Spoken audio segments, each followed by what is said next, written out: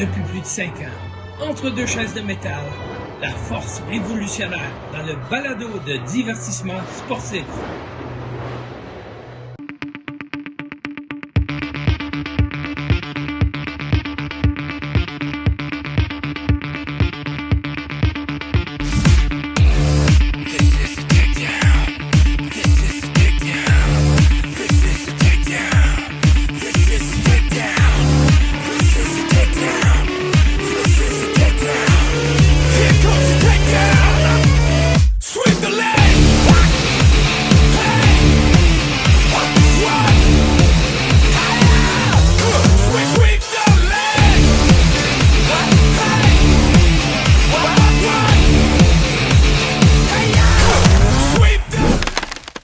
Bienvenue au podcast En deux chaises de métal, le podcast de lutte animé par moi, Marco, et l'encyclopédie de la lutte au Québec, TJ Holiday.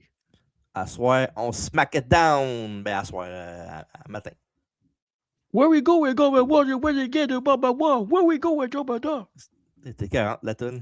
Elle est malade, la toute. Voyons donc, toi, une toune de même. Elle est vraiment bonne en plus, pour vrai. Là, je te dis ça, puis j'ai même pas mis les photos pendant que je te parle. Ah oui, j'en ai mis un peu. Okay. T'en as mis un peu, ils sont là, mais c'est ça. On va en remettre d'autres. Fait que c'est ça, aujourd'hui, SmackDown, le premier SmackDown. Ben, le deuxième SmackDown, ouais, c'est ça. Là, je suis tout mélangé. Le premier ou le deuxième, là? C'était le numéro 2. C'était le pilote. Le pilote, ça compte pas. Mais ça, pilote en l'air ou? Non, Marie-Lise pilote. Ah! Yeah, j'en ai un, moi, tiens. Le deuxième premier SmackDown. Deuxième premier. C'est toi qui as fait ça pour vrai? Non, pourquoi? T'aimes ça?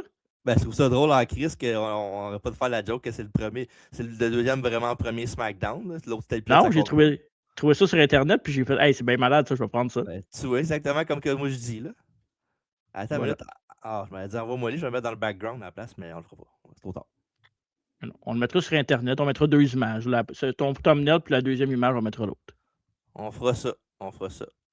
Fait que c'est ça. Aujourd'hui, c'est ça qu'on fait. On veut pas vous spoiler un peu trop parce qu'on va vous en parler, là, mais ouais, si la lutte était comme ça aujourd'hui, on s'ennuierait pas. Jamais. C'est bon en tabarnak, ce show-là.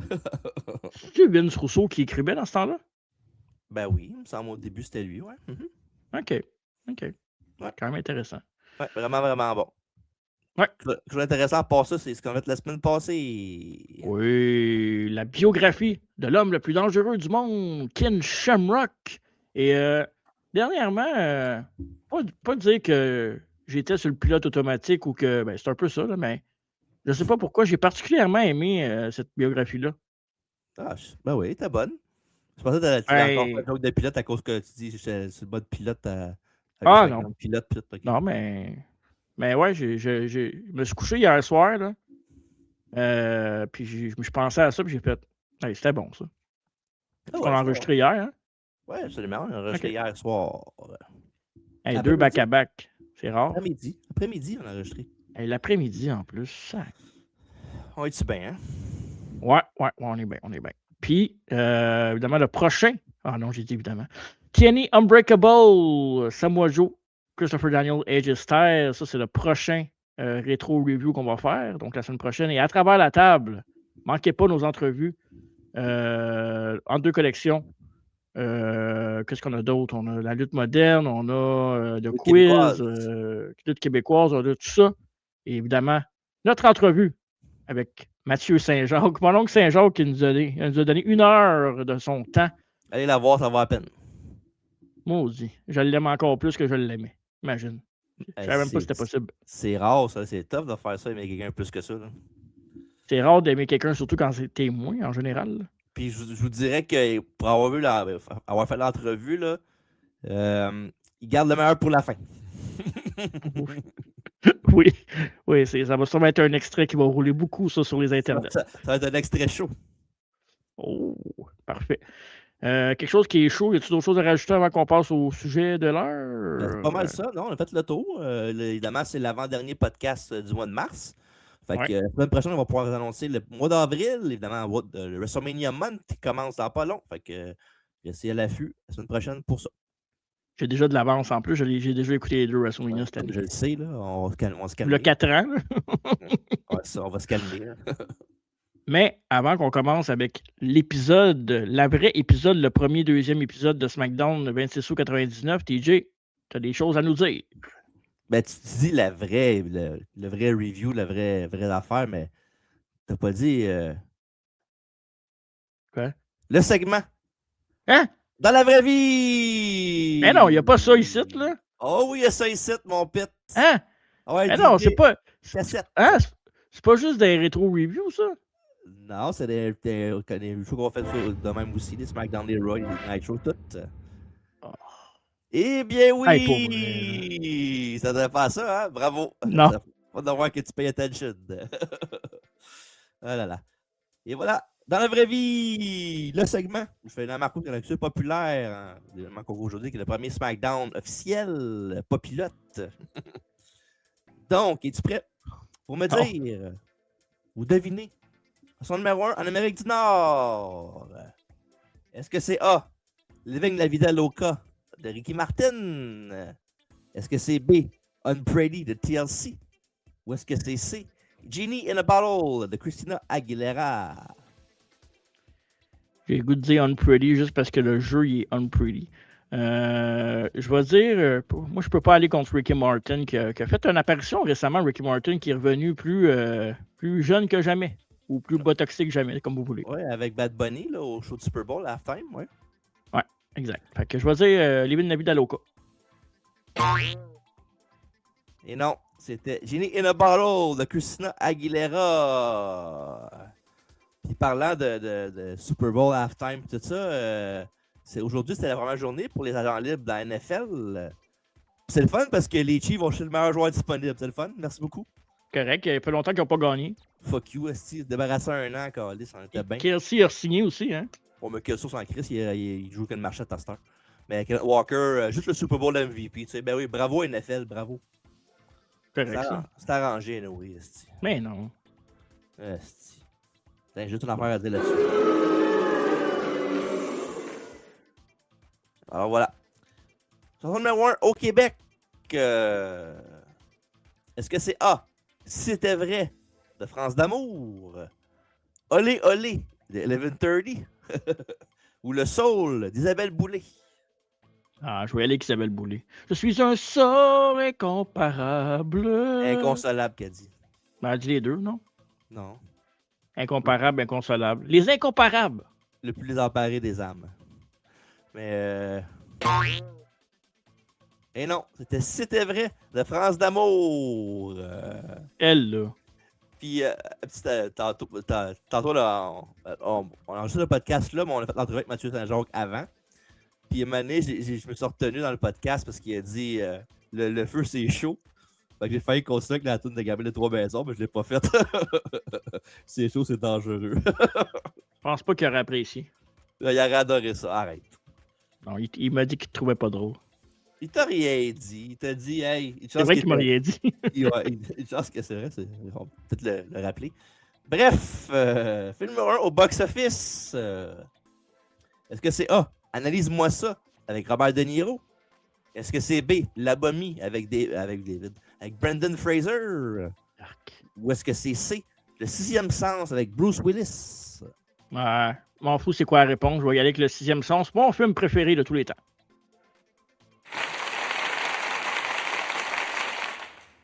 J'aime pas ça, mais quand j'ai une bonne réponse, je suis super content. J'aime beaucoup Le Sixième Sens. Ouais. C'est mon Septième Sens, c'était ça? Non, je ne mettrai pas. Bref! Ouais, ton petit commentaire. Hey, lâche, mais ça fait ça lourd que c'est moi qui les ai mis. OK? Moi qui les ai mis, ces deux-là. Tantôt, je faisais semblant que je ne savais pas c'était quoi, là, mais c'est moi qui les ai mis. Je comprends, OK? OK, merci, M. Hanu. On passe à la prochaine catégorie qui est jeux vidéo sortis alentour. Est-ce que c'est A, Pokémon Snap sur N64? Est-ce que c'est Gauntlet Legends, pardon, pour 64 encore? Ou est-ce que c'est South Park Rally au PS1? Non, je vais y aller avec Pokémon Snap. Là. Pokémon était trop populaire. Ah, mais c'est pas le jeu numéro 1, c'est un jeu qui est sorti alentour de ça. Là. Ah ouais, mais c'est Pokémon. Hein? Pardon? C'était Gauntlet Legends Impossible. 164. Ben oui, Impossible. c'est sorti là. C'est pas une question de skill puis de talent, le jeu, là, sur alentour. Là. Attends, Arrête. on va mettre en la Arrête où tu cries! Putain, il est parti le gars. On l'entendrait plus parler. Putain, il a coulé, ta tablette. Bon, ok. Ça fait penser dans le temps que j'écoutais un podcast, c'est pas écoutable parce qu'il y avait juste des sound effects. Ça arrête pas d'ailleurs, hein. Je sais pas si ça l'arrête. Une vraie fontaine. Dans le monde du sport, maintenant, l'ancien joueur vedette des Penguins de Pittsburgh, Mario Lemieux, est approuvé comme nouveau propriétaire de la franchise en difficulté des Penguins de Pittsburgh, qui va devenir le premier club de l'histoire du sport professionnel à appartenir à un ancien membre de l'équipe. C'était big à l'époque là, que Mario Lemieux achète les Penguins parce qu'il aurait pu déménager. Là. Ouais, mais mettons que s'il n'avait pas été là, c'est pas juste la patinoire qui aurait été dans l'igloo. Tous les pingouins complets. Ça, c'est Crosby qui est arrivé après ça, puis le reste, c'est de l'histoire, là, parce que des fois, ça J'ai va peur pas que grand-chose. J'ai peur qu'après son départ, ça fasse pareil, par exemple. Ça se peut. La franchise est fragile un peu après. D'après moi, là, tu vas perdre Malkin le temps Crosby d'une shot. Là. Mm-hmm. Puis on va rappeler aussi, l'année que Crosby était au repêchage, ben, c'était une loterie, là, parce que je pense que c'était après le lockout, je pense que c'est arrivé cette affaire-là.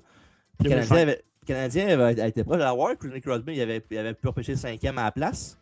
On prend même pas un bon prix de consolation, ils ont pris Carey Price. Pas super. Ouais, mais ils n'ont jamais gagné de coupe. Non, mais le pays, c'est qui était poigné juste avant Price, tu t'en souviens-tu? Avec le Wild du Minnesota. Il a joué pour les Canadiens par après. C'était pas. Comment il s'appelle? C'est quoi son nom? Tabarnak, j'ai oublié son nom. Non, j'ai trouvé un blanc. Benoît Pouliot. Ah, c'est ça. Je savais qu'il était québécois, là, mais. Ouais, mais c'est ça, c'était vraiment le débat là, entre les deux, savoir qui prendre entre Price et Benoît Pouliot. Ben, imagine. Ouais, ben on sait jamais, des fois ça peut arriver. Ah, je l'ai pas mis de Ref Magazine du mois de Cérès, tu sais. Sur Ref Magazine du mois de août 99, c'est le seul un des seuls que j'ai pas. Fait que ça va, je peux pas le plus le montrer en ce moment. C'est avec la Brood dessus. Fait que voilà, le Ref Magazine du mois de août 99. Et pour les champions en puissance, les voici. À WWF, le champion du monde était Triple H. Le champion continental était Jeff Jarrett. Plus de détails sur lui plus tard. Tag Team, c'est Taker et Big Show. Européen et D'Lo Brown. Al Snow est le champion hardcore. Et la championne féminine est Ivory. Et évidemment, sans surprise, du coup de la WWE, champion du monde est Hulk Hogan. Champion US. Ouais. Champion US c'est Chris Benoit. Champion Tag Team c'est Harlem Heat. Aussi, ça arrive souvent aussi que c'est les autres. Quand même une belle brochette de champions. Ouais. Télévision, c'est Rick Steiner. Cruiserweight, c'est Rey Mysterio Jr. Et la belle brochette s'arrête là. Parce que le champion hardcore, c'est Brian Knobbs. Bon, il est cool, Brian Knobbs. En hardcore, j'ai pas de mieux. Comparé aux autres qu'on a nommés, là. Ouais. C'est ça. Alors voilà, c'est dans la vraie vie. Merci d'avoir participé. Puis, pour une fois, j'ai pas fait semblant. Là. Ben, je fais jamais vraiment semblant, mais je pensais vraiment pas qu'il y en avait un dans la vraie vie. Puis j'ai fait, c'est pas pour vrai. Non, quand on fait un show, on review un show en tant que tel, il y a tout le temps ça qui arrive avant. C'est quand c'est des bios puis d'autres affaires en général qu'on fait, mettons genre l'historique de quelque chose qu'il n'y en a pas. Pour ça, j'aime plus les bios. Ouais, c'est pour ça que ça ne dérange pas que c'est ton opinion. Bref, ceci, le premier SmackDown officiel, pas pilote, of course. Il y a eu le 26 août 1999, live en direct du Kemper Arena de Kansas City au Missouri. Et oui, le même arena où Scott Hall était décédé 3 mois plus tôt. Non. Je pense que c'est le vrai SmackDown qui a été. Non. Ok, tu parles pas du pilote, là. Non, je parle de celui qu'on a eu. Ok. Parce que j'étais comme le pilote, il n'a pas été. C'était pas au Kansas City. Okay. Non, c'est celui qu'on review ce soir. Ouais. Oui, effectivement. C'est d'ailleurs le premier gala présenté là-bas depuis la tragédie, évidemment. Over the Edge. Ouais, comme j'ai dit plus tôt, ben, c'est le premier expérience officiel parce qu'il y a un épisode pilote le 27 avril, c'est le 29 avril de la même année. Donc, c'est techniquement le deuxième, premier, comme on voit sur YouTube. Le nom SmackDown sort bien sûr d'une des catchphrases fétiches de The Rock. Le mot SmackDown a été ajouté officiellement dans le dictionnaire Merriam-Webster Collegiate en juillet 2007, grâce à tout ça. Fait que voilà, The Rock est responsable de tout ça. Hey, la boy. Ouais, ben c'est correct. The Rock puis Myriam. Ça n'a pas de sens quand même. Ouais, mais c'est pas Myriam, c'est Merriam. Ah, ok, c'est pas la même. C'est pas la même fille. Non. C'est la chaîne UPN, United Paramount Network, qui a obtenu les droits de SmackDown. Puis ils ont eu de l'émission pilote jusqu'au 15 septembre 2006. Quand après une fusion entre UPN et Warner Brothers, le show a été transféré sur le CW Network, qui porte son nom avec les deux premières lettres de leur société mère fondatrice, CBC et Warner Brothers. Et dans les années, les autres chaînes à présenter SmackDown ont été My Network TV, Sci-Fi, USA Network et bien sûr Fox. USA Network ont repris les droits de SmackDown après Fox, où ils sont en ce moment diffusés aux États-Unis. Et le show est diffusé internationalement sur Netflix. Puis SmackDown est officiellement à sa 27e saison. Ils viennent juste de présenter l'émission 1385 de SmackDown. Quand même incroyable, pareil. Là. Ça, puis Raw, of course, là, mais d'avoir de quoi si longtemps, là, c'est incroyable. Moi, j'ai un hot take là-dessus. Moi. Ouais, c'est quoi? Le show. Sur mes gants? Non. Le show en tant que tel, SmackDown, là, la qualité des shows combats, moi, je trouve que c'est meilleur que Raw. Depuis longtemps. Oh. Peut-être. C'est dur de comparer de même parce qu'il y a tellement d'épisodes, là. Mais j'ai toujours trouvé depuis peut-être 2010, mettons,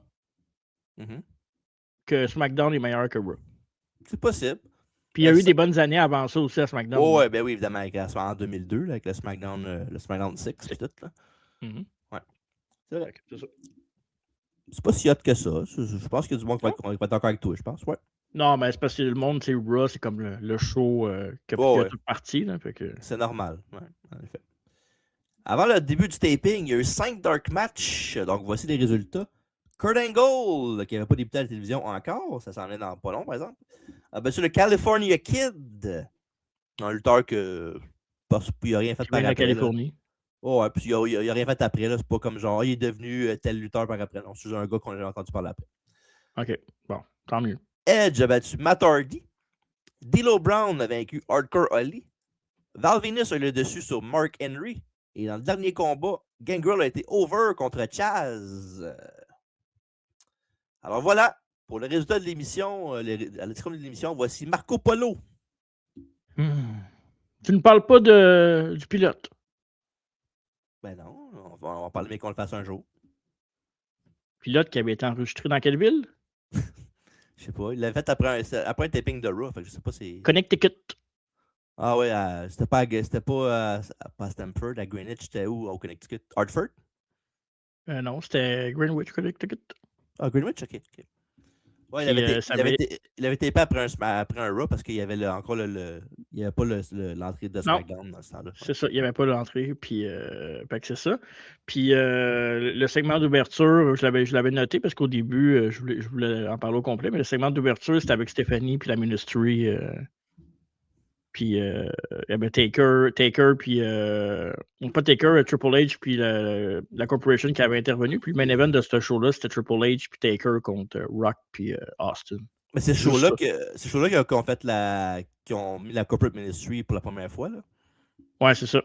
Il y avait Austin et The Rock dans le ring, puis tout le reste s'abat sur le stage, puis il a dit voici la Corporate Ministry, on fait une fusion de la Corporation puis la Ministry of Darkness. Exactement. Puis là, je viens de me rendre compte que j'ai oublié de montrer une image que je voulais aller chercher, mais je vais l'avoir dans 4 secondes, fait que c'est ça que ça. OK. Ce sera pas bien long. Parfait. Après ça, on va pouvoir parler, évidemment, de SmackDown, premier épisode. Ben, en fait, je peux te le dire, je voulais juste que tu ailles chercher le premier décor de SmackDown. Ah, faut que je fasse ça live, là? Ouais, c'est le temps. Là. C'est le temps? C'est le temps. Ben, j'ai le doigt. OK, fait que j'ai le doigt. Le premier SmackDown, le premier vrai SmackDown a eu lieu le 26 août 1999, tu l'as dit tantôt, en direct de Kansas City, donc l'aréna où malheureusement Owen Hart est décédé. Et comparativement à l'épisode pilote, comme on a dit juste avant, évidemment, qui avait été tapé après un Monday Night Raw, ben là, toute la couleur bleue du SmackDown est arrivée dans ce show-là pour l'ouverture, pour le nouveau show qui allait être sur la télévision. Sur la télévision à partir du deuxième show fort de la WWF. Puis il y avait un nouveau décor, là, le décor évidemment avec la arche, puis avec les TV en ovale, qui était très, très spectaculaire quand même. Pas autant que le point qui va venir par après, qui a été un décor genre nostalgique, puis probablement un des plus beaux décors de tous les temps. Puis par contre, t'as-tu dit je l'ai? OK. Non, j'ai dit iconique, j'ai dit.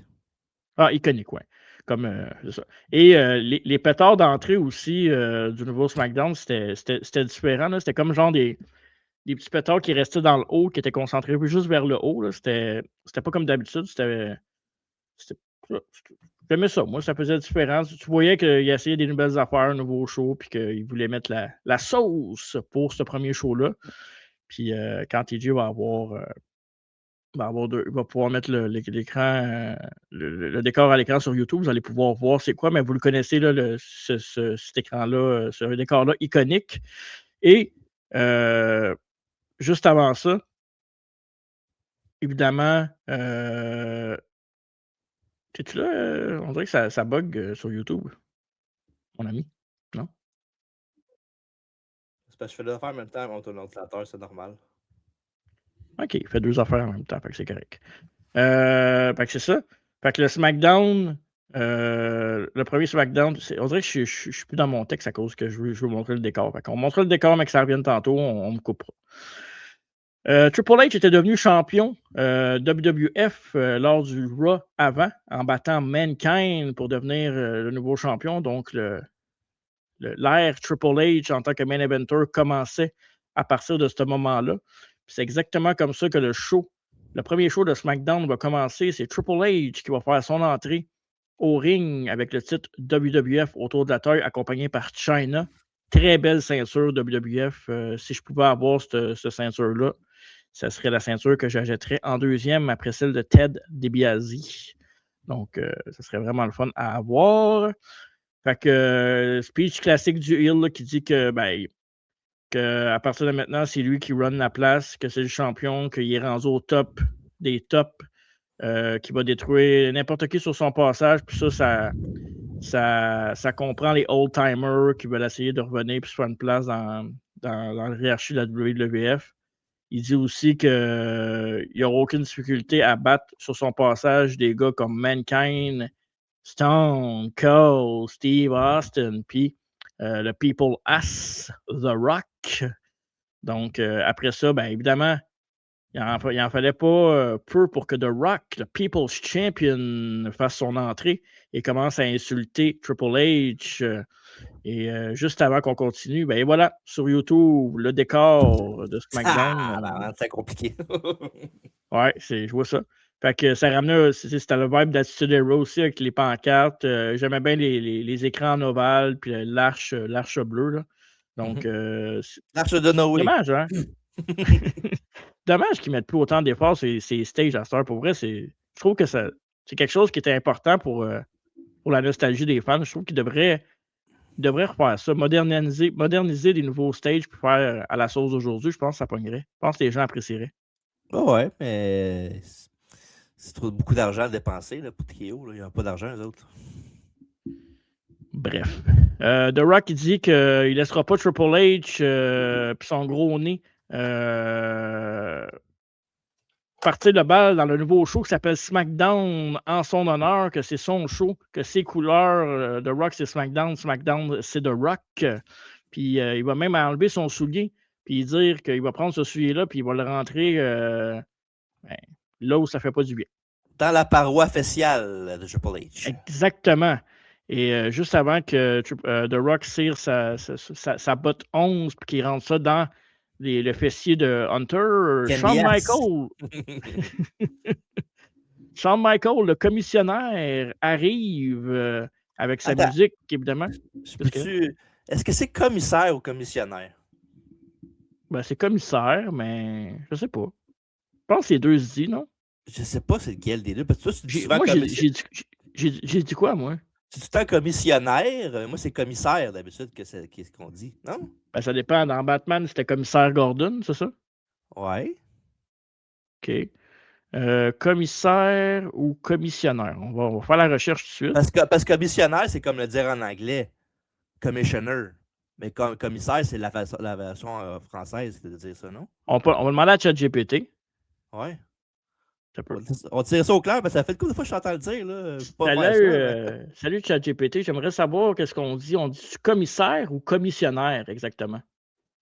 Ah, bonne question. En français, on utilise les deux termes, mais ils ont des nuances. Commissaire est souvent utilisé pour des postes officiels, par exemple dans la police ou dans certaines commissions administratives. Commissionnaire, lui, est plus rare et peut surtout désigner quelqu'un qui agit au nom d'une autre personne ou un agent dans certaines situations. Donc ça dépend un peu du contexte, mais souvent on parle de commissaire pour les postes officiels. Merci de l'info, t'es beau. Avec plaisir. Si tu as d'autres petites nuances ou des termes qui te font hésiter, n'hésite pas, je suis là pour ça. Ben, à ce temps que t'en parles. Ah oui, bien sûr. Si tu... Non, c'est correct, c'est assez. On n'est pas rendu un scrème ici. Ouais, c'est ça. Bon, Oh, wow. Fait que c'est ça. Au moins, voilà. Ouais, c'est commissaire, dans le fond? Commissaire, ouais. OK. Collègue, alors? Parce que commissionnaire, c'est comme des autos, genre. Hein? Concessionnaire, qu'on dit. Ah, c'est vrai. Attends. Ça, c'est comme Mathieu qui a dit tantôt. Mathieu, il a dit un mot qui se pouvait pas tantôt, je me souviens pas, mais je l'ai pas repris, là, mais j'étais comme, moi, pas sûr que c'est le même que ça se dit. Je sais exactement quel mot tu parles, parce que je suis sûr que je vais penser à la même affaire que toi, vous aussi. On t'aime, Mathieu. Fait que c'est ça. Le commissaire Shawn Michaels arrive et il dit que il y a une seule personne qui fait la loi ici puis qui décide des matchs, puis c'est lui-même, le Heartbreak Kid. Il va faire ce que les fans veulent. Et ce que les fans veulent, c'est un combat de championnat entre Triple H et The Rock ce soir au premier SmackDown. Puis il dit toi, Vince Junior, à cette heure que tu t'es mêlé de ce qui ne te regardait pas lundi à Raw, ben, tu vas affronter celui que tu as screwé dans le main event de Raw. Tu vas affronter Mankind dans un 1 contre 1. Évidemment, Mankind fait son entrée dans cette magnifique entrée ovale. Et les deux vont s'avancer sur le ring. Il va y avoir un brawl à 4 lutteurs. Triple H, Shane McMahon, The Rock, Mankind. Et comme si c'était pas assez, leurs amis, les Main Street Posse, avec la toune. Bon, venir intervenir et je vous laisse deviner s'ils ont réussi à cleaner house. Non. Rock et Shane sont The Rock et Mankind se débarrassent de Shane et de Triple H alors que les Posse finissent les 4 fers en l'air dans le ring et se font manger à voler. Un segment qui a duré tout près de 20 minutes pour commencer le premier SmackDown de l'histoire. Mais c'était ça à l'époque. Là. Que... Ouais. Bonne promo classique pour commencer le show. Puis en fond, solide. Une coupe de notes là, avant de passer à d'autres choses. Là. Ben oui, vas-y. Tu sais, évidemment, au début, tu as parlé pendant que je cherchais la photo du stage. Là. Tu parlais de l'affaire que je sais pas, j'avais gagné à Bell, puis il avait battu The Rock à Raw. À Raw, ouais. Ouais. Puis je sais que dans ce séquence-là, ils vont tout le temps le bout, tout ce que je sais pas, je casse le bois de Jim Ross. Là. ouais, c'est vrai. Je savais que tu allais le dire de toute façon. Puis à tous les fois que je vois ça, ça fait toujours rire. Le gars, il a le bras dans les airs, il fait ah! En tout cas, ça me fait rire. Le thème de SmackDown, comme je parlais tantôt, il est vraiment fucking bon. Puis Triple H cote une promo pour commencer le show, c'est tellement 2026, puis avec moins de cheveux. Fallait que tu passes un 10 sur Triple H. Ben, tu as l'embarras du choix, tu le vois 3 fois dans le show. Fait que... Ben ouais, je le vois. Même quand je le vois pas, je le vois parce qu'elle est tellement là. Et là. Après ça, un combat intéressant parce que Billy Gunn va affronter Jeff Jarrett dans un non-title match. Et pourquoi il y a un non-title match? C'est qu'à Raw, Chyna avait signé le contrat pour Billy Gunn. Et le contrat, ça stipulait non-title. Est-ce que c'était voulu? Est-ce que c'était pas voulu? Ça, c'était cool, l'affaire avec Billy Gunn qui disait à Chyna « Ah, fuck, j'ai pas de crayon. » Elle fait le piquet, puis elle attend que je revienne avec mon crayon. Puis là, comme ça, quand ça va, elle sort un crayon, ça... Toute contente. C'est bon, Ah, mais la c'est Judas. bon. Hein? Mais c'est bon pour vrai. Et Jeff Jarrett, qui était le champion intercontinental à l'époque. Donc, ce sera un combat Billy Gunn contre Jeff Jarrett dans un non-title match. Mais c'est pas ça la question. La vraie question, c'est Jeff Jarrett. Je sais qu'on ne le dit pas souvent au podcast, mais ça s'écrit comment? Ça s'appelle comment, Jeff Jarrett, TJ? Ben, je suis vraiment content que tu me le demandes parce que ça fait longtemps que je vais en parler au podcast. Donc, voici pour ceux qui sont curieux. On épelle Jeff Jarrett. J-E-F-F, J-A-R-R-E-T-T. J-E-F-F, J-A-R-R-E-T-T. Voilà. Bon, voilà. C'est l'affaire qui me fait le plus rire au monde. Je devrais pas, là. Ah, le bonhomme m'énerve, par exemple. Là. Celui-là? Ouais, c'est ça. Je savais que tu allais le remettre juste parce que j'ai dit qu'il m'énervait. T'es juste jaloux parce que tu l'as pas. Question de temps. Ouais. Non, je suis fini de toute façon, j'ajoute plus rien. Ben oui. Ta minute. J'ai un sort d'effet pour ça, ta minute. Voilà. Excellent power slam de Billy Gunn sur Jeff Jarrett en début de match à la volée avec extension un power slam qui me rappelle beaucoup celui de Picton sur Matty Smith la semaine passée. Après ça, Debra va Brag. Debra va monter sur l'apron du ring du haut de ses 64 ans, va tenter de distraire Billy Gunn en détachant sa blouse. Julien, divise par 2. OK. Ça fait. Fait que, elle va essayer de détacher sa blouse puis, pour distraire Billy Gunn, mais ça ne fonctionnera pas. Puis, parenthèse, est-ce que ce genre d'affaires qu'aujourd'hui, ça passerait encore? On peut encore faire ce genre d'intervention-là? Ou... De quoi détacher la blouse? Ouais, je pense que oui. Je pense que tu peux encore distraire un gars de même. Là, tu sais, je veux dire. Ben, il y a bien du monde qui saute sur des gars pour les embrasser. Je sais pas pourquoi que ça ferait du sens. Ça serait différent. La seule affaire, c'est que je voyais pas un gars toucher la fille. Là. C'est un tease, là. On s'entend qu'il ne se passerait rien, là, mais. Non, c'est ça. Je pense que si la storyline est bien montée, je pense que ça peut se faire. Avec un certain bon goût, ouais, ça peut se passer. Ouais, c'est ça. Dans un certain sens.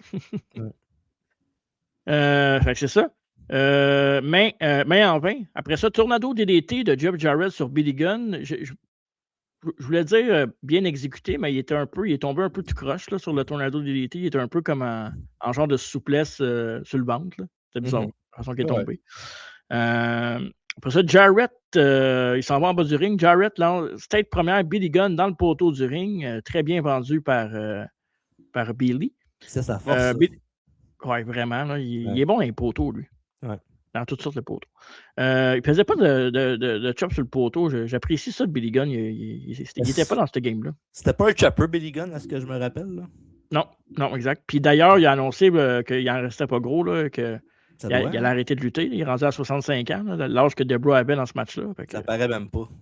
Billy Gunn, je parle. Non. Arrête, elle est belle, Debra. Arrête.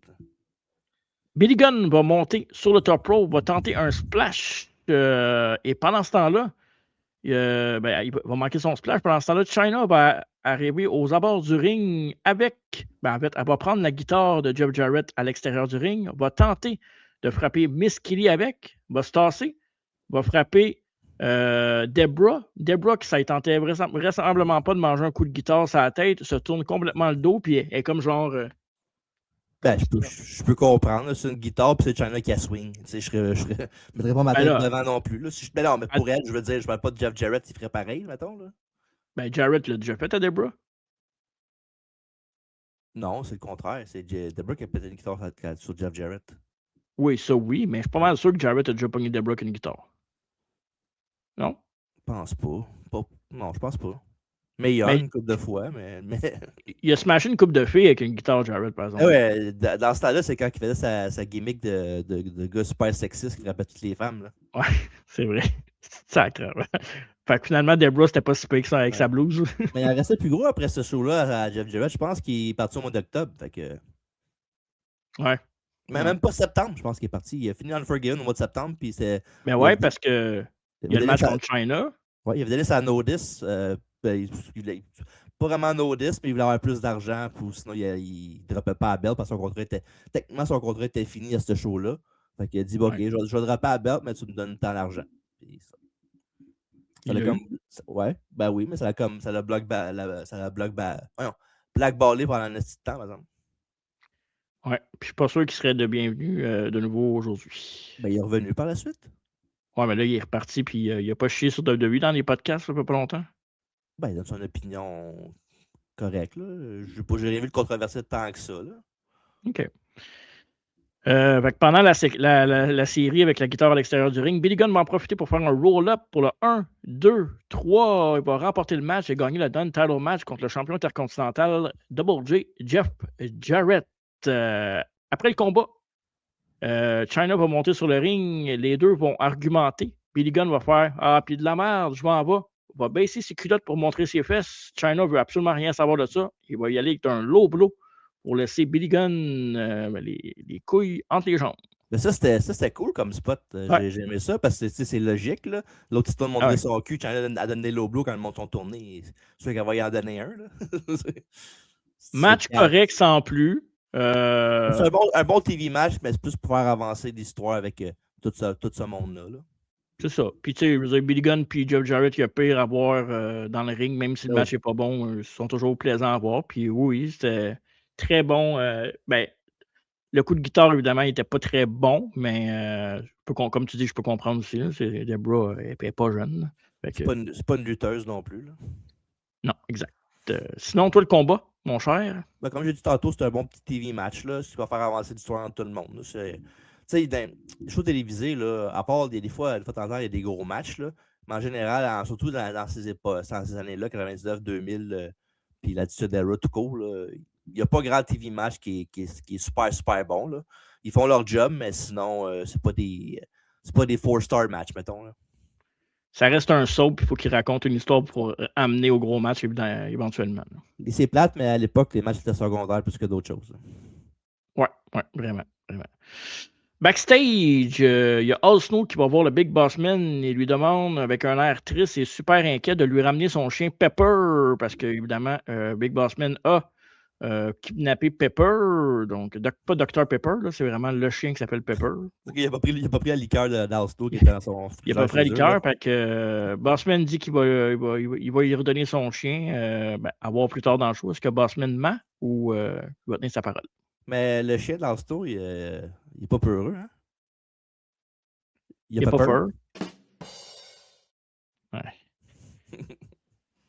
Y2J est en train de... backstage, il se fait shiner les bottes par Howard Finkel. Ça, c'est malade, là. Tout au long du show. Wow. Il a trouvé son Ralph, c'est malade. Exactement. Et pour ceux qui ne savaient pas, ça va être le premier match télévisé de Chris Jericho à la WWF. Donc, ce soir, à SmackDown. Gros show. Ouais. Après ça, on va voir Tess qui attend Stephanie McMahon qui fait les 100 pas. Pour, évidemment, Tess a fait une demande de mariage à Stephanie McMahon qui n'a toujours pas répondu. Et comme on peut le voir sur YouTube, elle lui fait un très, très beau sourire et elle lui dit que... c'est plus tard, par exemple. Parce que Ce que tu parles en ce moment, il n'y a personne qui arrive. Là, il attend, mais je l'ai mis ça là pareil parce que je dois voir Stéphanie. Ouais, ok, c'est bon. Puis plus tard, quand il parle, il dit qu'ils vont se revoir dans le ring pour... Tu es surprise, l'autre en va fait « Ah! » Ouais, quand on s'en va. C'est ça. J'ai pas mis... j'ai pas mis le BS, c'est un peu... Je l'ai-tu ici? Je pense que je l'ai pas mis. Dommage, parce que je l'avais. Ouais, parce qu'il y a deux matchs de SmackDown qui ont les thumbnails normales qu'il avait mis, le Road Dogg, Jericho, puis je le sais tantôt, mais je l'ai pas trouvé. Je l'ai peut-être, là. Je sais pas si ça vaut vraiment la peine de se dépêcher pour ça. Sinon, on m'a dit le match pendant que tu fais ça. Là, c'est un combat triple menace. J'avais un par équipe, détenu par évidemment Taker et Big Show, Unholy Alliance, avec Paul Bearer avec eux autres, qui affrontaient les épillés. Les Acolytes, ça c'était pas épillé encore. Là. Les Acolytes, Farouk et Bradshaw, et X-Pac et Kane. Ouais, puis je l'ai pas trouvé parce que je l'ai trouvé tantôt sur mon téléphone, mais je l'ai pas trouvé là. Fait que bon, c'est pas grave. C'est pas plus grave que ça. Là, c'est pas non plus. Kane et X-Pac, là, c'est dans mes feelings, ça. C'est qui était hot. Ouais, hein? Calisse qui était hot. Ouais, il y avait un petit quelque chose qui ne fitait pas ensemble, mais qui était vraiment le fun à voir. Ouais. Puis ils ont même mis leur tune ensemble, ça c'était cool. Ouais. Et là, là. Ben, la storyline, c'est qu'Undertaker veut tester Big Show parce que Il est faible. veut savoir s'il est assez tough, il est trop faible pour lui. Je vais en parler un peu plus tard dans le combat. Ben non, en fait, je peux en parler tout de suite. Ce qu'il va faire, c'est que le match pour le championnat par équipe que Big Show et Taker ont, Taker va laisser Big Show tout seul dans le ring, va aller s'asseoir à la table des commentateurs, puis tout ça, ben, c'est à cause des événements qui s'est passé lors de SummerSlam. Fait que si tu veux en parler un peu, là, à SummerSlam, qu'est-ce qui s'est passé entre les deux? Là? Ben, ça, c'était X-Pac et Kane contre Big Show et Taker à SummerSlam. Ouais. Puis un moment donné, à la fin du match, ben, Big Show il fait le chokeslam à X-Pac, sauf qu'il fait un cocky pin juste avec son pied. Puis X-Pac il caute à la dernière seconde, puis le Taker est en tabarnak. Puis il dit ouais. Pas même tu fais ça, on va te montrer comment faire, puis il fait un tombstone à l'autre, puis il pin. Puis c'est le même qu'on fait ça à Chris ton caster. Puis je me souviens quand il est rentré dans le ring pour pogner Big Show, il était vraiment en crise, comme si elle allait jumper dessus comme un malade. Là. Fait que c'était vraiment bien joué. Là. Je me souviens, il y avait même un tombstone en sautant, je pense, à X-Pac même. Je pense que oui. Ouais. Puis la shape de Big Show, là. Ouf! Hein? Ah ouais. Était-tu belle, cette shape-là? Mm-hmm. Si, Monac. Mais Taker, à l'époque, c'était pas juste pour la storyline qu'il faisait ça. Il était blessé, je pense, aussi. Là. Ah, ça fait du sens. Ça, c'est quand même cool. Blessé, ouais. C'est cool, mais Big Show a l'air quand même d'un cave parce que, techniquement, il est plus gros que Taker, puis il pourrait le frapper comme il veut, mais il se laisse faire par Taker. Là, fait que... ouais, c'est tough love. Exact. Beau running DDT de Kane sur Big Show et un très beau spinning heel kick de X-Pac sur Farouk. Les acolytes vont prendre par contre un peu plus l'avantage pas longtemps après. Ils vont faire une double coup de corde à linge sur Big Show qui est envoyé en dehors du ring. Undertaker se moque de lui alors que Big Show s'approche de la table des commentateurs. Il va le regarder en plein des yeux puis il va lui donner des tapes sur la tête vraiment stiff.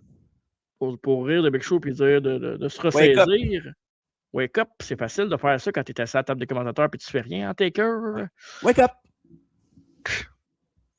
Show va revenir et va tenter un powerbomb sur X-Pac et dans un Christy de beau spot, les acolytes vont fesser dans les genoux de Big Show. Fait que là, dans le fond, pour faire l'image sur YouTube, il est à genoux avec X-Pac. Puis Bradshaw va faire un running big boot à X-Pac. Puis le bomb que X-Pac prend, là. Tu veux savoir vraiment. Tu veux savoir le P là-dedans?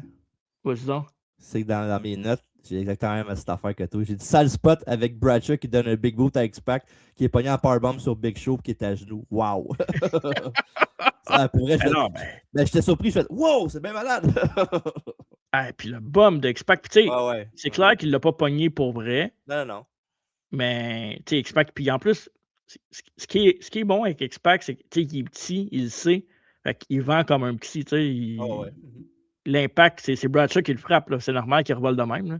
Ouais. Fait que, c'était vraiment ouch, vraiment. Double clothesline après ça de Big Show en courant sur les acolytes. Par contre, Kane est en arrière sur le top rope avec son classic spot du clothesline du top rope. Les acolytes vont sortir Kane du match par les pieds, ils vont le sortir du ring. Fait que Big Show va être tout seul dans le ring avec X-Pac, il va y faire un chokeslam et le compter 1, 2, 3. Big Show et Undertaker conservent les titres par équipe avec un chokeslam de Big Show sur X-Pac. Avec un vrai pin, pas un pied dessus là, comme la dernière fois. Ouais. Fait que ton appréciation de tout ce combat-là? J'ai vraiment aimé ce combat-là. C'était vraiment ça à coche. Puis c'était chaotique, mais dans le bon sens pour vrai. Là. Fait que sans joke, là, vraiment, vraiment un bon TV match. C'était pas long en plus, c'était juste. Ah non. Ça rentrait juste dans le temps, là, c'était parfait. Là. Quoi, genre 6 minutes, genre, même pas? Ouais, à peu près 6-7 minutes, là. J'ai pas le temps, mais c'est. Puis ça a fait avancer les storylines. Tout a fonctionné, ça a fait avancer les storylines. De Kane et X-Pac, qu'on va voir un peu plus tard dans le show, et de Big Show et Undertaker, comme on a dit tantôt. Puis à Collide, ça leur donne une bonne rep contre 4 gars pas mal établis dans l'organisation. Quoique, Farouk et Bradshaw, c'est des gars établis pareil, là, mais en équipe pour les acolytes. Puis ce que ça va faire plus tard pour la Ministry aussi. Mm-hmm. Après ça, on a un combat avec Big Boss Man qui affronte Al Snow pour le titre Hardcore de la WWF. Juste un petit peu avant, c'est là que Stephanie McMahon arrive dans l'aréna. Ouais. Ouais, Stepha Cutie McMahon. Étais-tu belle? Tabarnak. Avec l'affaire de Tess, là. Ah, ben, ce que j'ai mis tantôt sur. Je vais Ouais, le mettre c'est ça. encore parce que c'est Stéphanie, là. Mais. Ouais. Tabarnak qui est jolie. Ah, ça n'a pas de sens. Il dit qu'elle était assise à côté de nous autres, là, pas longtemps.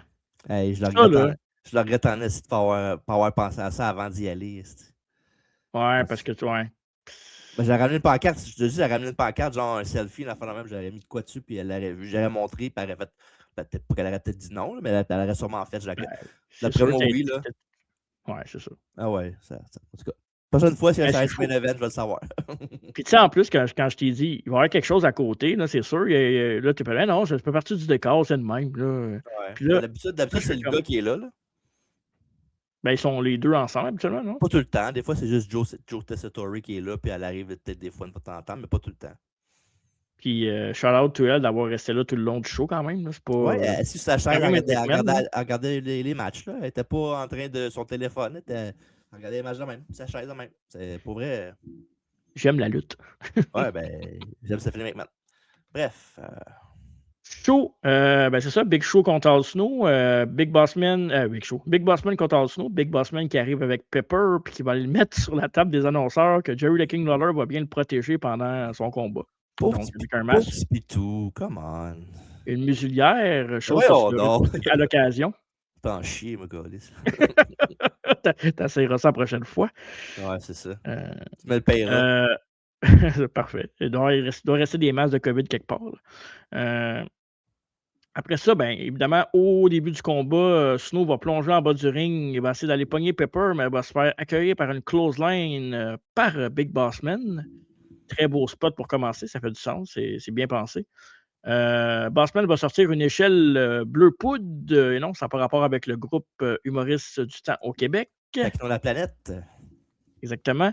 Petite échelle. Après ça, il va y avoir la tôle aussi, la fameuse tôle de biscuits qu'on a utilisée tellement souvent dans le temps qu'on faisait de la lutte dans le parc. Ça fait du bruit, puis ça fait pas si mal que ça. Quoique des fois. Ça pince des fois, mais ça dépend quel taux tu pognes, là. On n'en voit plus bien à cette heure dans la lutte, hein, des tôles, c'est rare. Non, c'est vrai. Pourtant, ça faisait la job, je trouvais. Et ils ont réenforcé, c'est pour ça qu'on n'en voit plus. Là, on en parle, check bien ça dans les prochains matchs avec des objets, il va tout le temps avoir des tôles. Prochain match hardcore, on va voir n'importe quelle place, il va y avoir des tôles à biscuits. Il va y avoir des tôles, exact. Coup de tôle de Snow dans le ring, dans le mâchoire de Big Bossman qui tombe. C'est drôle parce que quand il est tombé, il y avait comme un pied de bout, puis un qui était comme plié en arrière, puis il est comme tombé genre tout croche. Là, fait que, je sais pas pourquoi j'ai retenu ce truc-là, mais j'ai trouvé ça bien.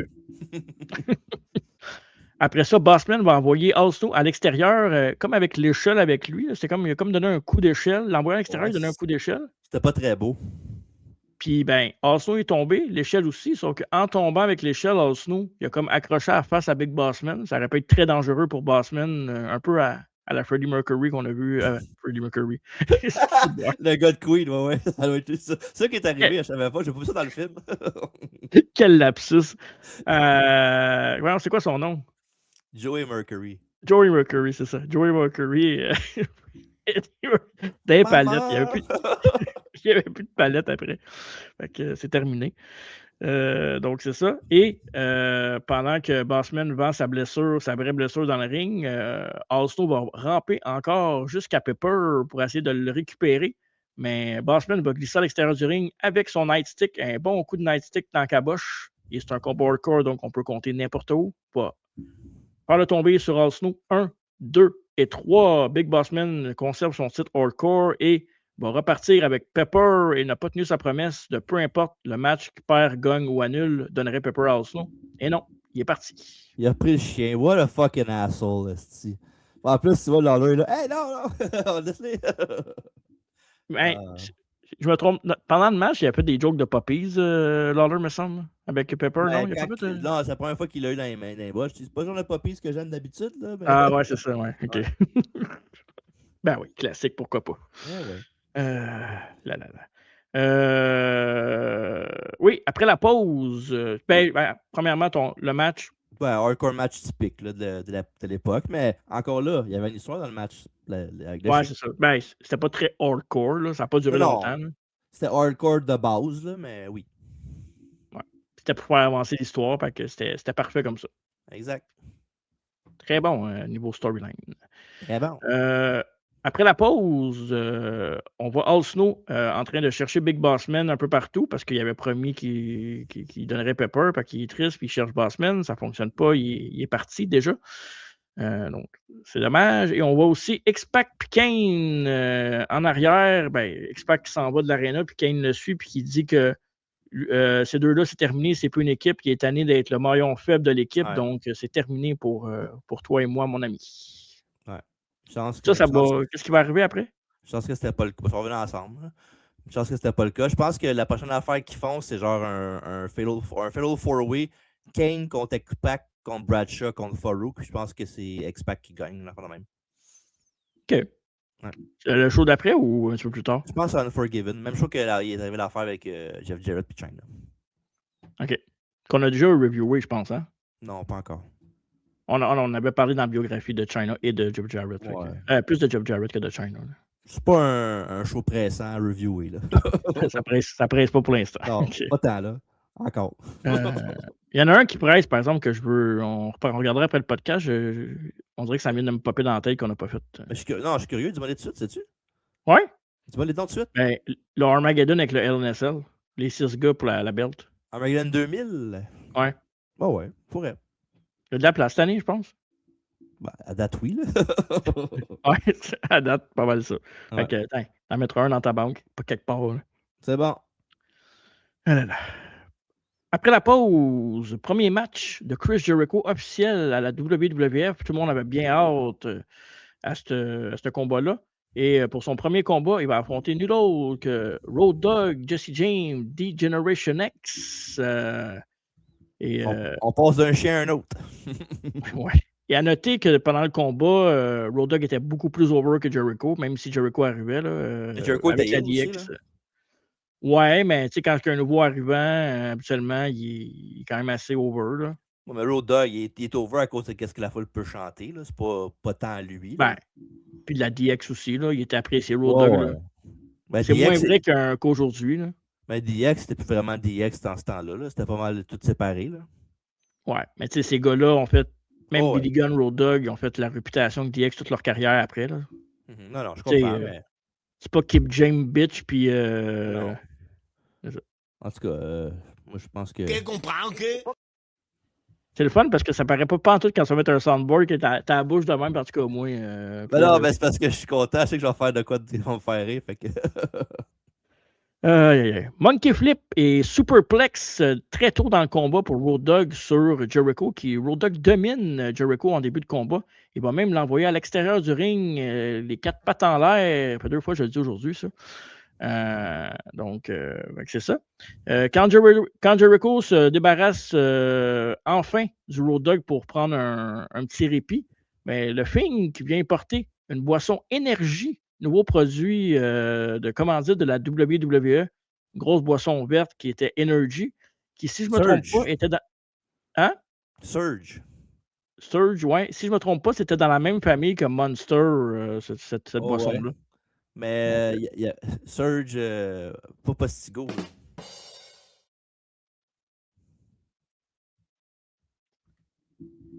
Continue. Fait que la boisson énergie, une petite dose d'énergie, puis quand il donne ça à Jericho, ben Road Dogg arrive pour attraper sur les prunes Jericho, puis le Fiend va lancer la boisson dans les yeux à Road Dogg pour l'aveugler. Puis tout de suite après avoir vidé la canette, il va partir à courir vers le Tron pour sortir, parce qu'il a peur que Road Dogg le reprenne, puis que c'est un chicken. C'est parfait avec, pour vrai, man, de Fiend puis Jericho. Là. Je me souvenais pas de ça, là, mais wow, c'était bon. C'était du bonbon tout au long du show. C'est ça. Après ça, il va en profiter, Jericho. Il va faire un elbow direct d'en face à Road Dogg. Il va faire un backbreaker. Il va même faire le double arm backbreaker, qui est un très beau move qu'on ne voit plus beaucoup aujourd'hui, honnêtement. C'est un beau move de lutte. Signature de Chris Jericho à l'époque. Jericho va aller chercher une table. On vous rappelle que c'est pas un combat hardcore, c'est un singles match. Si aujourd'hui, quelqu'un ferait ça à AEW, on le critiquerait parce que ça fait pas de sens. Bon. Fait que là, ça fait pas de sens dans ce combat-là. On va emmener la table sur le ring. Road Dogg va renverser une suplex parce que Jericho a essayé de faire une suplex à la table à Road Dogg. Il va le renverser en DDT. Mais Jericho va finir par rattraper Road Dogg, va lui faire son classique double powerbomb. Et le deuxième powerbomb va le faire direct sur la table et va être disqualifié. Donc, Road Dogg va remporter le combat. Et après le combat, Jericho tente de s'en prendre encore à Road Dogg et les officiels arrivent par dizaines pour enlever Jericho sur Road Dogg. Je pense pas que c'était nécessaire que les officiels séparent Jericho du Road Dogg. C'est pas un monstre, Jericho. Là. Ouais, mais j'ai trouvé ça weird comme fin de match. Là. Je sais pas pourquoi Jericho a pogné une table puis il aurait pas pu juste battre le Road Dogg avec les pieds d'un corps d'en faire de même. Là, tant qu'à faire. Là. Puis, tu sais, il a fait son Lion Timer aussi là, avant que les arbitres arrivent là, parce qu'il a attaqué pour faire son Lion Timer. Fait que, On appelle Powerbomb. c'est ça. Exact. Donc, les officiels vont. Parce que là, c'est pas fini, il y a un aftermath à ça. Les officiels vont chasser Jericho du ring, va s'en aller vers l'entrée, où ce que Ken Shamrock va faire son arrivée. Et évidemment, le classique, oui, l'homme le plus dangereux du monde. Allez voir la biographie qu'on a faite la semaine passée. Oui. Exactement. Et ils vont se rentrer épaule à épaule. Ils vont se regarder. Shamrock va continuer son chemin. Jericho n'aimera pas ça. Fait qu'est-ce que Jericho va faire? Non, c'est pas.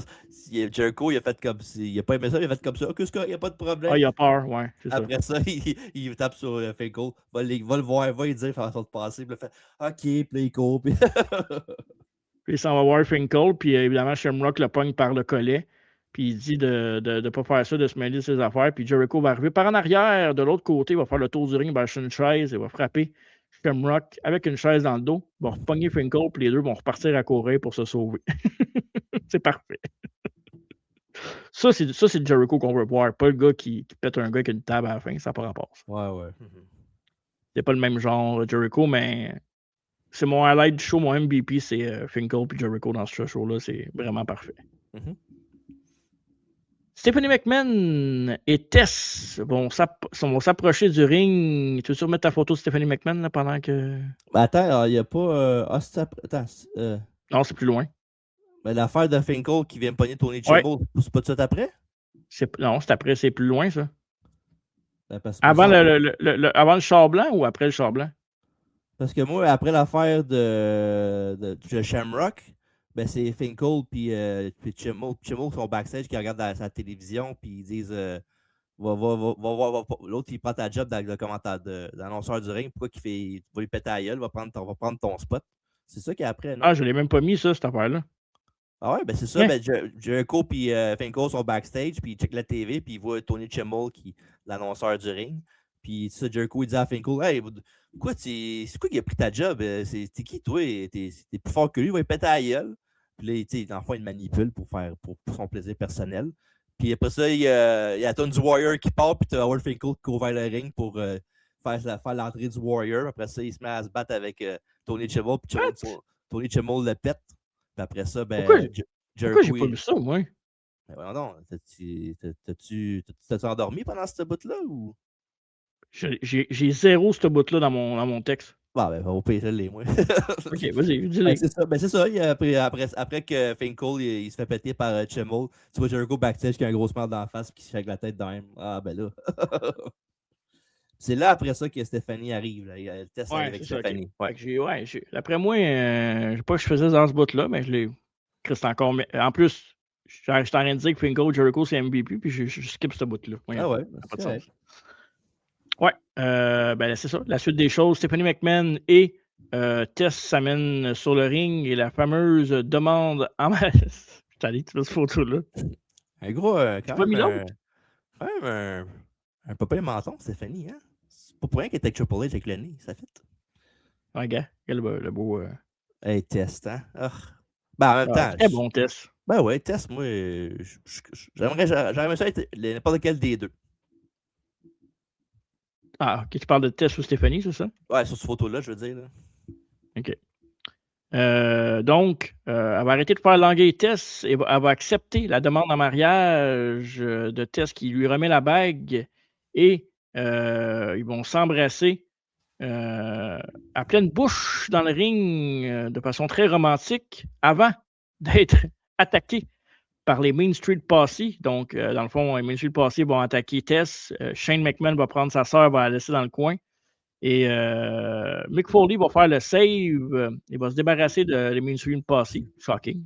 Ça, c'est malade parce que pendant que Mankind, je pense qu'il fait une petite promo ou whatever, puis il parle, puis il trouve je vais le passer à terre sur le côté du ring, tout à terre, puis genre pendant qu'il fait sa promo, c'est malade. Puis après ça, t'as genre un genre de brawl aussi là, avec genre Stéphanie qui essaie de retenir les passés, Shane McMahon qui est là, ils se battent dans la foule. T'as les Stooges. Les Stooges. Ouais, c'est ça. Ouais. Patterson, Briscoe qui arrive, donc pas mal d'action en début de combat. Puis j'aime toujours quand il y a un segment qui fait du sens, que le match peut commencer après. Tu sauves du temps d'entrée, puis ça garde le monde hot dans la foule pour la suite des choses. C'est justement le match en arrière de moi que joue en ce moment, Mankind contre Shane McMahon. Exact. Donc, Double Arm DDT sur Shane McMahon. On est plus loin dans le combat. Et Shane McMahon, Mandible Claw. Mais il y a Chyna qui va arriver, qui va distraire l'arbitre. Ils se sont battus un peu dans la foule avant. Là. Comme on le voit en arrière sur YouTube, il y a eu une suplex en dehors de la foule pour les ramener en dedans. Ça va avec le KO. Double Arm DDT, Mandible Claw. On pense tous que Mankind va gagner le combat, mais Chyna arrive et distrait l'arbitre pendant que Triple H va arriver avec une chaise de métal, va frapper dans la jambe de Mick Foley qui était déjà blessé. Puis il avait fait la même affaire à Austin aussi pour le blesser. Il s'avait attaqué aux jambes avec la chaise. Là. Donc, quand même quelque chose d'intéressant. Et après ça, coup de chaise de Triple H sur Foley. Shane McMahon va en profiter pour remporter le combat et battre Foley clean. Mais non, pas clean. Non. Mais fait que c'est ça. Shane McMahon l'emporte. Un bon petit segment match, pas trop long, bien ficelé. Beaucoup d'action. Donc, encore une fois, on ne s'ennuie pas. Pour avoir les yeux, tu ne peux pas cligner des yeux, tu ne peux pas t'endormir parce que tu manques quelque chose. C'est un peu comme le Triple Threat Tag Team de tantôt. J'avais dit que c'était super chaotique puis le fun. C'est un même style de match, je te dirais, avec ça. Puis, petite affaire avant qu'on passe à l'autre affaire. Là, vas-y. C'est quand même weird quand tu y penses que Tess et Stéphanie se marient après genre 2 mois et demi de storyline à TV. Là. C'est un petit peu vite en affaire, quoique je comprends Tess. Là. Je comprends, oui. Ouais. Tu dis ça, mais il y a du monde qui ont des enfants, genre après 1 mois de fréquentation, qu'ils tombent enceintes, puis tu sais, ils ont fait mais souvent, c'est un accident. Souvent, quand ça arrive, tu demandes un mariage, pas un accident. Là. Moi, je l'ai vu souvent des mariages tôt comme ça. Je sais pas, il me semble que c'est de bonheur, 3 mois. Là. Je me marierais même pas après 15 ans, t'imagines-tu? Coûte même trop cher, anyway. Coûte déjà cher, anyway, fait que ça change pas grand-chose. Vu de même. Reste comment je pourrais dire ça? Rester sur terre, ça je veux dire. Les pieds sur terre. En tout cas, bref. Après ça, on a un segment où tantôt on en a parlé un peu. Ken Shamrock va courir après Jericho et Finn qui vont essayer de se sauver en char, un beau char blanc. Jericho, lui, il va réussir à se sauver, mais il va laisser Fink en arrière. Il laisse pas rentrer, mais c'est sûr. Ça, c'est parfait. Segment parfait. Puis Shamrock, il fait « Hey, toi, il fait plus jamais ça. Il fait plus jamais ça, m'a te cassé la gueule, blablabla. » Puis, Finkel va faire ce que toute bonne personne ferait si Shamrock le pognerait dans une ruelle ou dans un parking. Il est dans ses culottes. Ça, c'est en fait le spot de No Holds Barred, là, avec Rip qui pogne le gars. Puis, qu'est-ce que ça sent? Dookie! L'attitude de Raw, puis l'humour de Vince McMahon change jamais. Des fois, c'est gossant, mais des fois, c'est drôle aussi. Ouais, c'est niaiseux. Après ça, dans une affaire qui ne change pas depuis les 30 dernières années, la WWE va faire un sit-down interview avec Steve Austin et Michael Cole. Austin va parler de sa blessure au main Triple H à SummerSlam avec les coups de chaise. Il dit qu'il avait été blessé avant SummerSlam, donc il luttait à SummerSlam déjà blessé. Puis Triple H n'a pas aidé à son cas avec les attaques répétées, puis qu'il a empiré la situation.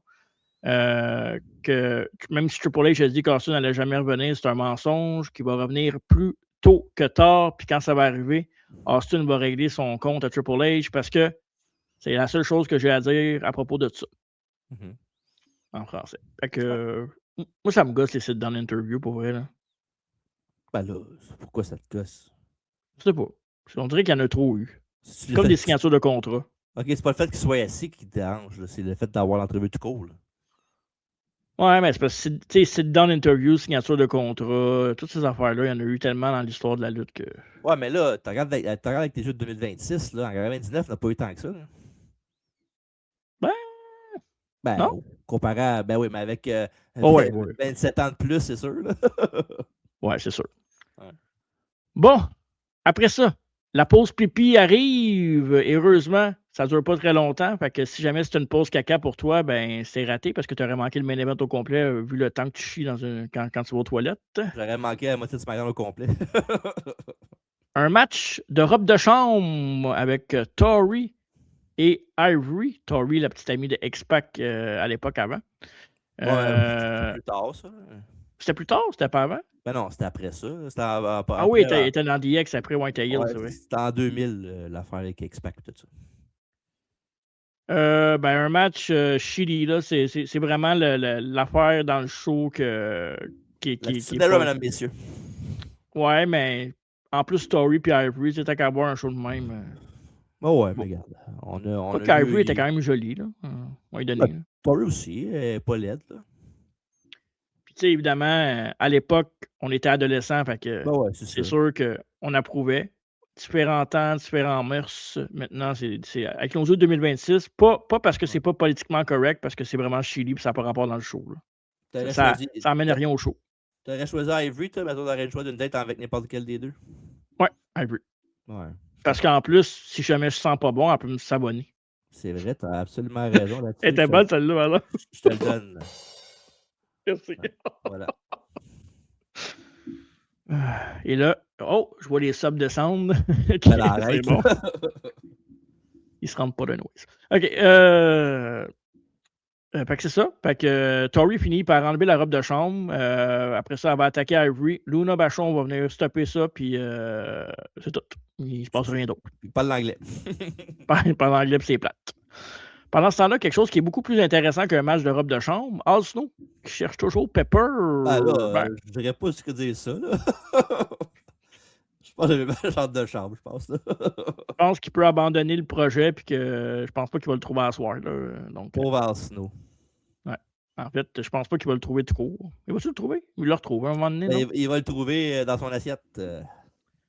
J'aurais aimé le retrouver en Dr Pepper, mais ça, c'est juste moi. Ouais. Et après ça, il y a Tess et Stephanie McMahon qui se font saluer et se font féliciter par des gens backstage en arrière, dont notre chum Jimmy qui est là. Jimmy Corderas, il y a aussi Earl Hebner, puis l'autre gars qui m'échappe, je sais pas ce qu'il est. Ouais, exact. Et dans le segment avant le main event, un segment qu'on aurait pu se passer qui était pour moi pas nécessaire, là, vraiment boring. Là. Chyna qui intimide Lilian Garcia, puis Triple H qui va dans un speech traditionnel de heel avant le main event. Là. Promo d'avant-match.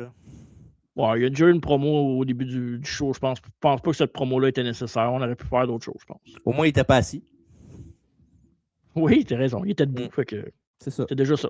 C'est progrès. Mais, ouais, la fin du show avant le main event, là, les deux segments plus le match de Rob, c'était un peu faible, là, mais au moins on finit fort. Donc, on est prêt pour le main event de la soirée et pour le titre WWF, The Rock va affronter le champion Triple H avec comme arbitre spécial, il ne faut pas l'oublier, le Heartbreak Kid, Shawn Michaels. Je me demande bien qu'est-ce qui va arriver. The Heartbreak Kid, Shawn Michaels. Avec ses petites shorts. C'est classique, là. Classique. Ça va rester à jamais dans les annales, c'est le cas de le dire. Mm-hmm. À même place que celui de The Rock.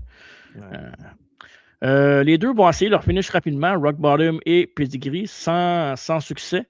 Un peu de brawling. Qu'est-ce que? Je t'ouvre une parenthèse justement là-dessus parce que ça, c'est une affaire que je trouve ça cool puis logique de faire ça. Parce que évidemment, tu sais que le gars, il n'a rien reçu encore, fait qu'il va sûrement dégager, mais si mettons que tu es dans un fight contre quelqu'un, mettons un combat de boxe ou un combat de UFC, là, c'est quoi la première affaire que tu voudrais faire dans le combat? Qu'est-ce qui fait que tu gagnes tes combats? Tu veux le battre tout de suite, tu veux pas attendre que le match dure 4 heures puis tu vas se prendre à la fin. Tu veux absolument aller avec ton gros punch, ta grosse soumission.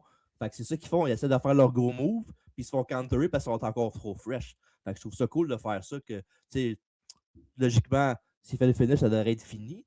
Mais le fait qu'il soit frais, ils peuvent counter puis ça fait un début de match autre que d'attaquer le gars par en arrière ou faire l'épreuve de force ou des cochonneries de même. T'sais. Je suis d'accord avec toi, mais j'ai une question par rapport à ça. Tu dis ça, mais si jamais il hit le finish, est-ce qu'il devrait gagner ou il ne devrait pas gagner parce qu'il est fresh? Il ne gagne pas parce qu'il est fresh. Mais en même temps, il gagne pas parce qu'il est fresh, mais le but, c'est pas qu'il. C'est pas que tu penses ça, c'est le fait que tu penses que le gars il va absolument gagner, fait qu'il va faire sa plus grosse prise en partant. Puis si, mettons, j'inverse ça mettons, je vois plus dans la logique de la boxe que tu peux mettre KO n'importe qui, n'importe quand. Ça peut être un KO, un finish. Pourquoi il serait pas KO? Ouais, mais je veux dire, si mettons, t'as une bonne droite, là. Ouais. Ton arme, c'est la droite, puis t'as une droite qui knock-out tout le monde que t'affrontes, là.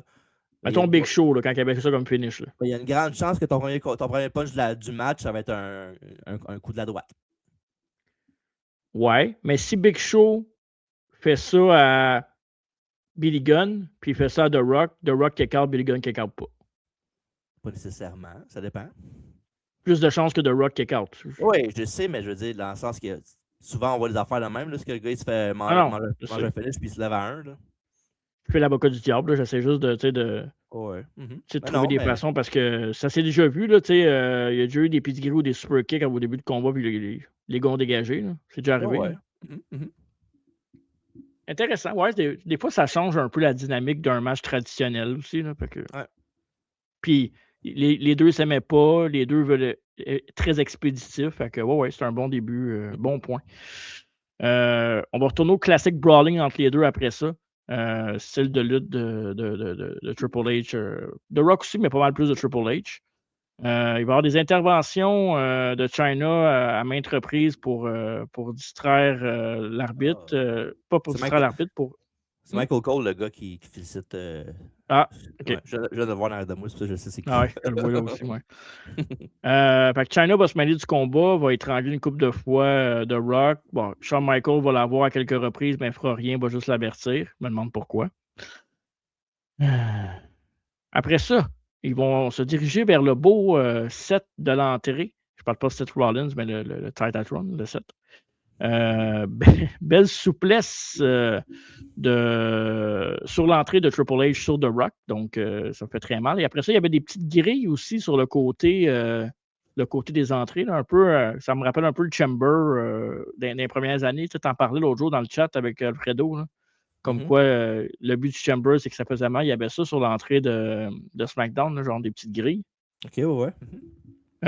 Beau rushing leg sweep de Rock sur les grilles. Donc, on veut montrer le décor, on utilise un peu partout dans l'aréna. Ça fait du sens. Ça, j'aime ça. Puis, le match de championnat, c'était le classique WWF title où ils se battaient partout, puis l'arbitre oubliait de compter, puis il revenait dans le ring genre 15 minutes plus tard. Là, mais... Ouais, exact.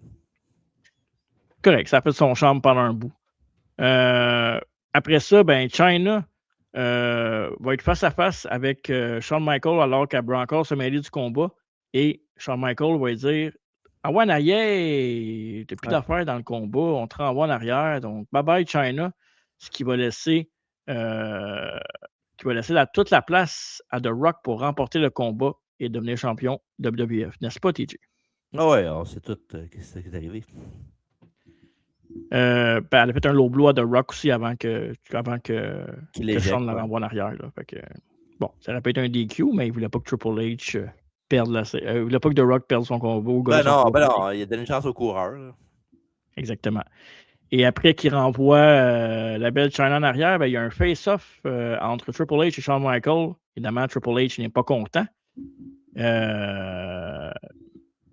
C'est ça. Puis Chyna continue à distraire HBK sur l'entrée quand Triple H revient dans le ring. Le Rock hit un DDT. Le décompte de 3, mais Shawn Michaels arrive en retard, donc ça permet à Triple H de dégager. Malheureusement, Chyna a encore fait sa job avant de partir. Après ça, Shane McMahon va s'amener aux abords du ring, va remplacer Chyna pour aider Triple H, son futur beau-frère. À l'extérieur, Shane distrait HBK et The Rock commence à être frustré parce qu'il va tenter un autre compte sur Triple H après une manœuvre, mais Shawn Michaels arrive encore en retard, puis là, on sent qu'il commence à avoir une certaine animosité avec Triple H, avec Shawn Michaels et The Rock. Excusez, j'ai eu un serment de cerveau. Animosité! Donc, c'est ça. Le Rock va finir par s'occuper de Shane McMahon avec une bonne droite, va faire un beau spinebuster à Triple H et va le placer pour le People Elbow, le premier. Quoi? C'est pas un Spinebuster qui fait. Ah oui, c'est un C'est un Rock Bottom. Rock Bottom, excuse-moi, c'est ça.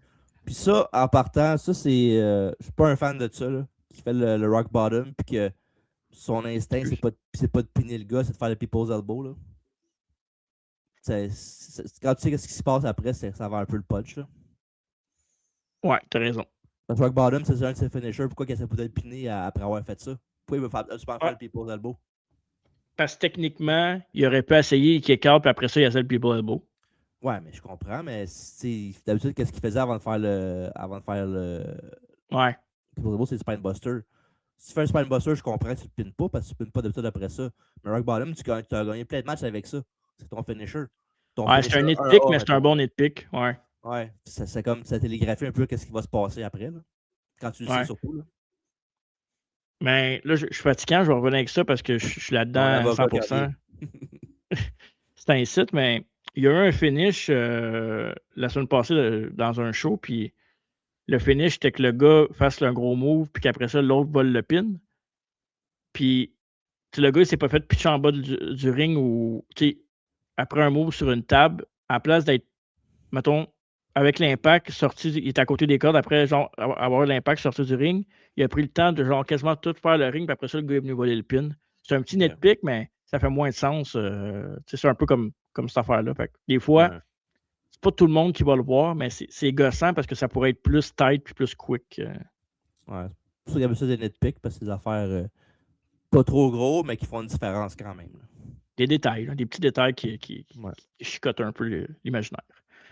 Puis, tu l'as dit, c'est vrai, tu as bien fait de le dire parce que oui, ça fait une grosse différence dans le finish. C'est que Rock Bottom, à la place de le piner, va lancer son People Elbow dans le. Ben, il va lancer son elbow dans le full, va faire son People Elbow. Il a peut-être gagné avec Rock Bottom, je sais pas. Là.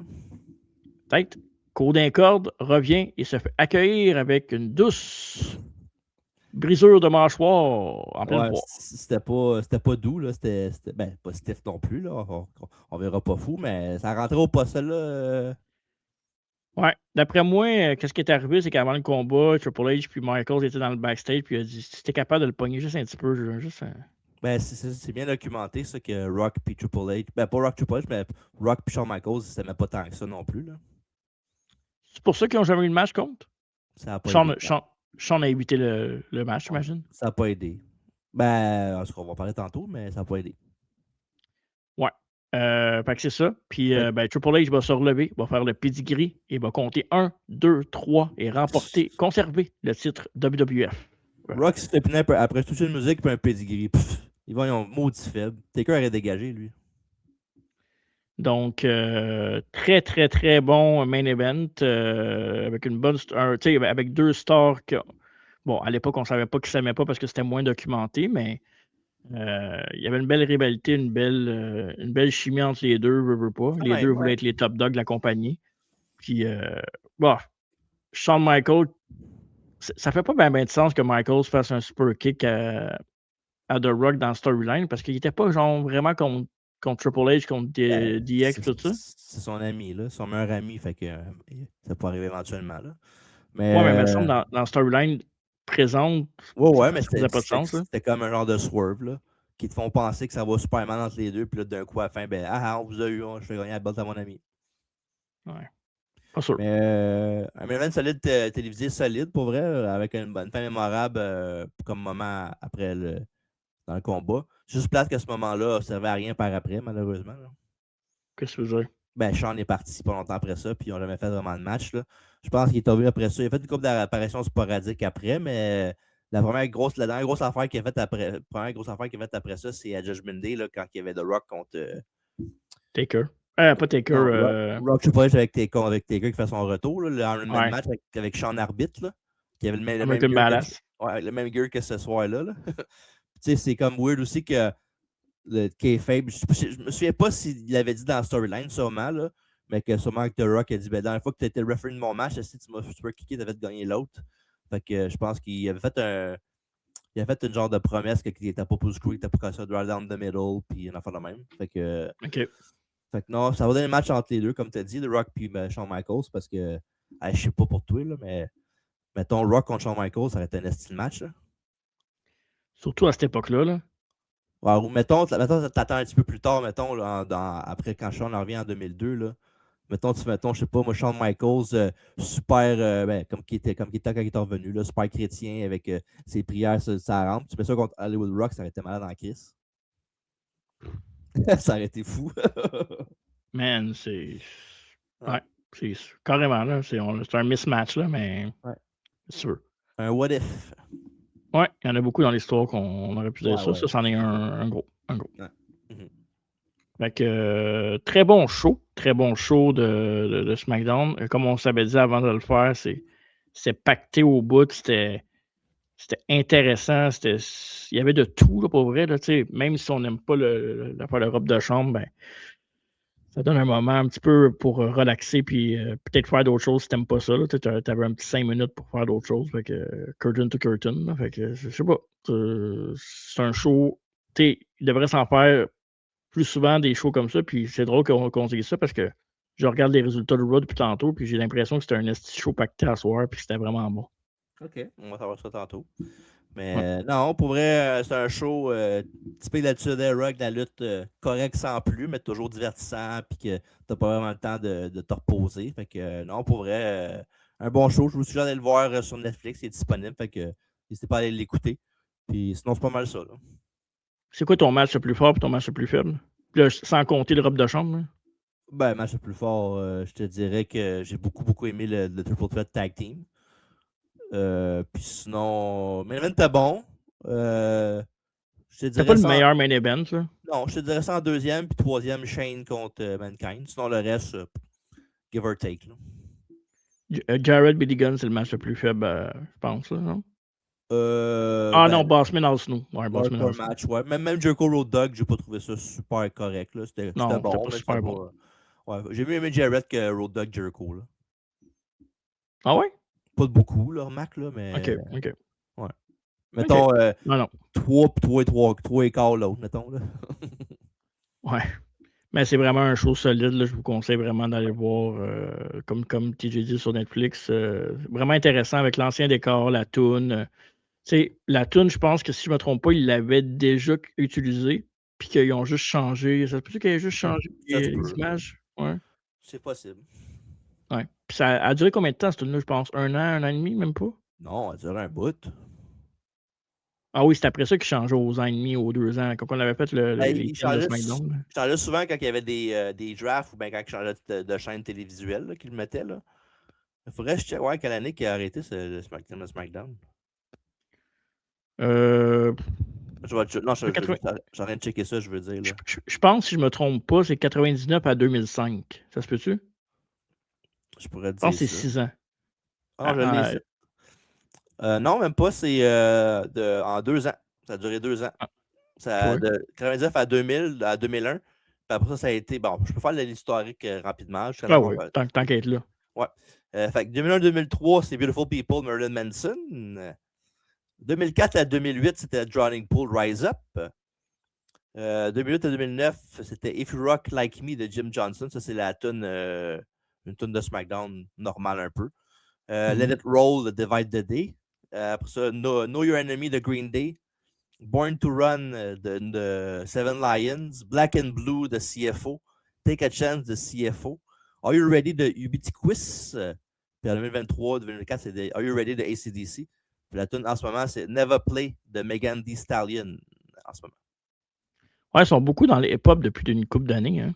Ouais. Avant, c'était full rock tout le temps. Là. Ouais. Fait que, c'est vrai qu'il n'y a plus tant de rock non plus. Ça a pas mal diminué.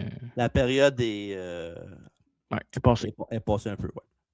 Exact. Donc, excellent show. C'était bien le fun de regarder ça. J'ai eu bien du plaisir à faire ça. Puis, wow. C'était bon. Pour vrai, c'était vraiment bon. C'est vraiment, vraiment solide. Là.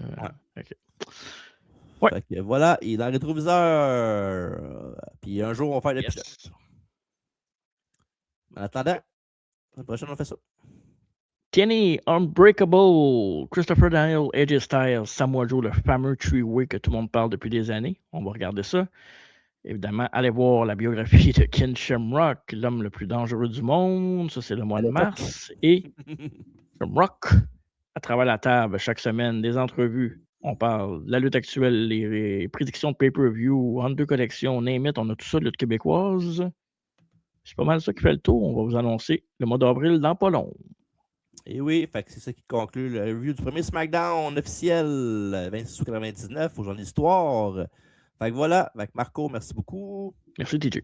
Fait plaisir. On se voit la semaine prochaine, mardi et dimanche, pour Devant la table et l'autre podcast, c'était Unbreakable 2005-2006. Je sais jamais c'est quel. Et on vous dit à bientôt. Et surtout, n'oubliez pas la maison, c'est très important. Arriba!